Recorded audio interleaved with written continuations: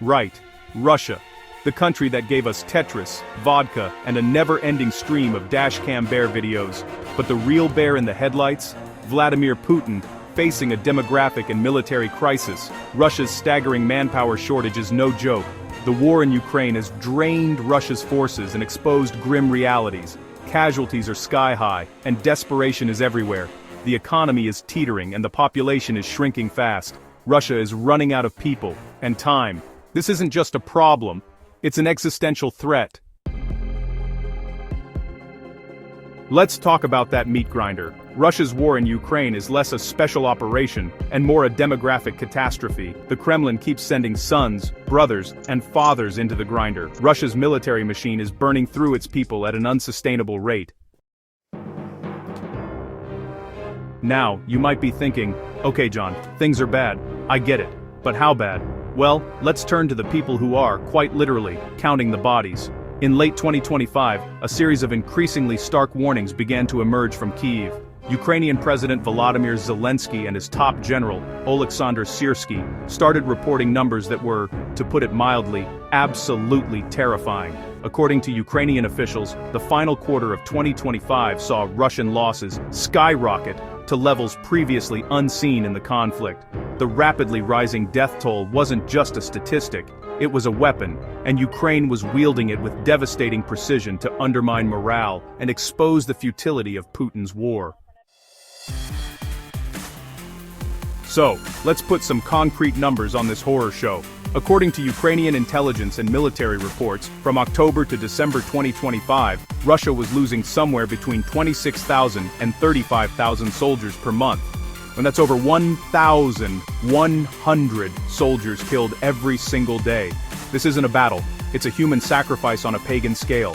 To give you some perspective, during the absolute height of the Vietnam War, the US lost around 16,000 soldiers in the single deadliest year of the conflict. Ukraine is claiming Russia matched that figure, and then some, every 2 weeks. This staggering monthly death toll represents a fundamental failure of Russian military strategy.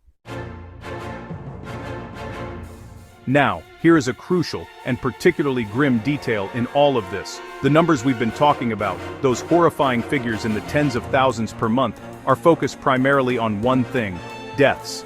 This isn't the total casualty count, which would include the wounded and missing. This is just the number of soldiers who are permanently off the board. They are not going home to a hospital to recover. They are gone. Forever.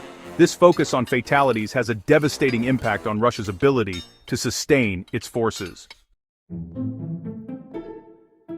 So, what is causing this biblical-level surge in Russian fatalities? What changed in late 2025 to turn the meat grinder up to 11? Well, the answer isn't a new super tank or a stealth bomber. It's small, it's cheap, it's incredibly annoying, and it's absolutely lethal. I'm talking, of course, about drones. Specifically first-person view, or FPV, drones. These things have fundamentally changed the face of modern warfare, turning the Ukrainian battlefield into a terrifying real-life video game, where the targets are very, very real. An FPV drone is essentially a small, agile quadcopter fitted with a camera that streams a live video feed back to a pilot wearing goggles. If cheap disposable suicide drones weren't terrifying enough, Ukraine has taken things further. They've gamified drone warfare, turning it into a competition with leaderboards, rewards, and bragging rights. Some units even offer cash bonuses for confirmed kills of high-value targets. This modern approach is a key reason Ukraine's small, cheap drones are so devastating. This entire strategy, of course, hinges on one simple factor: supply. It doesn't matter how skilled your pilots are if they run out of drones. The war in Ukraine has sparked an unprecedented arms race, not in stealth fighters or aircraft carriers, but in the mass production of these simple, deadly FPV drones. Both Ukraine and Russia have recognized that the winner of this war might not be the side with the most tanks, but the side that can build and deploy the most quadcopters. It's the Industrial Revolution. But for things that go buzz and then boom, Ukraine's production is a sprawling, decentralized ecosystem of everything from large factories to small garage-based startups. Now, building a nationwide, decentralized drone factory network and sustaining a military against a country the size of Russia requires one thing above all else: money. Lots and lots of money. And for a while, there was a very real, very terrifying question of whether Ukraine's allies, particularly in Europe and the US, would continue to foot the bill.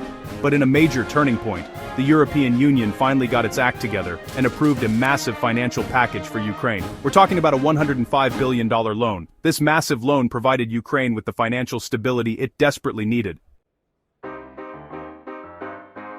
A gamified system motivates pilots while a decentralized network churns out drones. Massive European funding pays for it all. The result? A monsoon of explosive drones raining on Russian positions. By late 2025, drone strikes became a constant 24/7 threat. So, how does a country like Russia respond to a manpower crisis of this magnitude? When you're losing a small city's worth of men every month, what do? Well, the Kremlin's response has been, honestly, a masterclass in desperation. A frantic scramble to find bodies, any bodies to throw into the furnace. One of the main strategies has been to reach deeper into its reserves, activating what are known as territorial reservists. Now, that might sound organized and professional, but, in reality, it's anything but. These aren't the well-trained weekend warriors you might imagine. Russia's reserve system has been largely neglected for decades. This desperate scramble for bodies has forced the Russian high command into an impossible strategic dilemma. It's a classic case of trying to use a single, very small blanket to cover two people on a freezing night. Russia's broader manpower challenge forces it to choose between two equally critical, but mutually exclusive priorities. Do you use your limited new recruits to rebuild the shattered units on the front line, or do you use them to form a strategic reserve for future operations? On the one hand, the units currently fighting in Ukraine are being bled white. They are understrength, exhausted, and taking horrendous losses daily. They desperately need replacements just to hold the line and prevent a Ukrainian breakthrough. The Kremlin tried to have its cake and eat it too.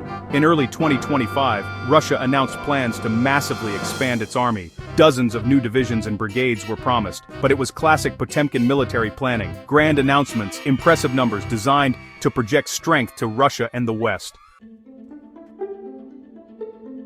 If you can't fill your new divisions or reinforce the old ones, what's left? You go on a hiring spree. But recruiting for Russia's special military operation is a tough sell. The initial patriotic fervor has faded, replaced by grim awareness of the front line. The government struggles to find volunteers, and pay isn't the incentive it once was. Inflation and a cratering economy have eroded salaries' value. When your own citizens won't sign up to die for you, what's a desperate regime to do? You start outsourcing the dying. Moscow is recruiting and coercing foreign nationals to fight in its army.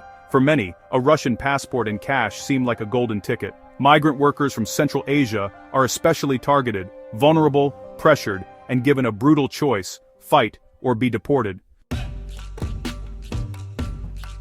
And this brings us to the biggest, most terrifying picture of all. Russia's manpower problem isn't just a temporary military crisis caused by the war in Ukraine. The war is simply a dramatic accelerant poured onto a demographic fire that has been smoldering for decades. Russia is facing a long-term, systemic demographic collapse that threatens its very future as a major power, and the war is making everything catastrophically worse. This isn't just about finding soldiers for tomorrow's battle. It's about whether there will be a Russia as we know it in 50 years. For years, Russia has been struggling with a perfect storm of demographic woes: a low birth rate, a shockingly low male life expectancy, and high rates of emigration. So, where does this all leave us? We have a Russian army being decimated by Ukrainian drones, a recruitment pool that has run dry, and a demographic future that looks less like a superpower and more like a retirement home with nuclear weapons. The sheer, relentless mathematics of this manpower crisis are undeniable, and it all leads back to one man, sitting at the end of a very long table in the Kremlin. Is this the end for Putin? Well, history teaches us that Russian leaders who lose wars don't tend to have long and happy retirements. The pressure is immense, and the cracks are beginning to show. The war has exposed the hollowness at the core of Putin's regime.